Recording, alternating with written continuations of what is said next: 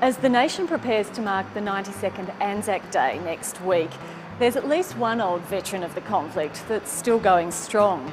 The Furphy water tank quenched the diggers' thirst and gave rise to a handy bit of slang for a tall story, although the success of this business from the bush is anything but a Furphy.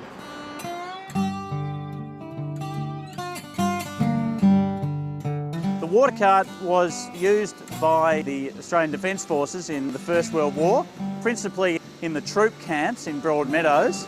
They were hungry for information about when they might be travelling, what was going on in the war. So in the absence of good information, I think they made a lot of it up, and it tended to be made up around the back of a water cart, much like today's water cooler conversations. The term Furphy became known as the term for some information that was perhaps not as true as it could be, and perhaps deliberately untrue. J. Furphy and Sons, based at Shepparton in northern Victoria, is into its 5th generation of family ownership and management.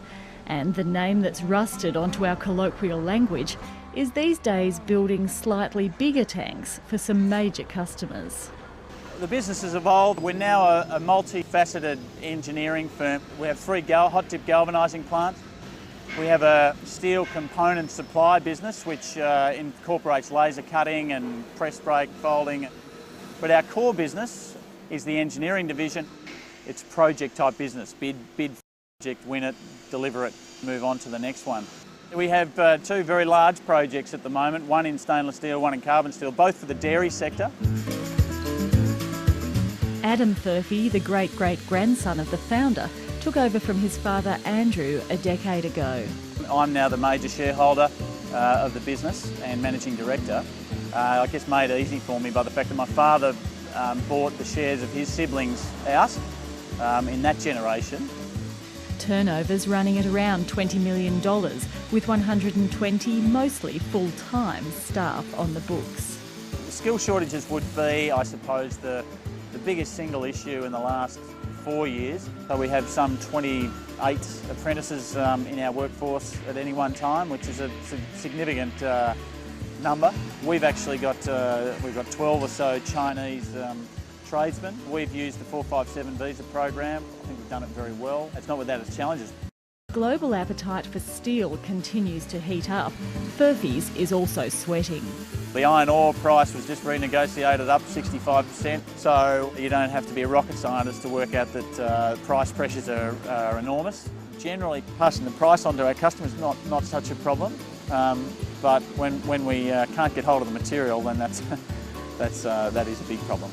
A number of our projects are facing delivery dates that are going out because we're subject to material supply dates moving, and we're renegotiating a lot of those contracts now.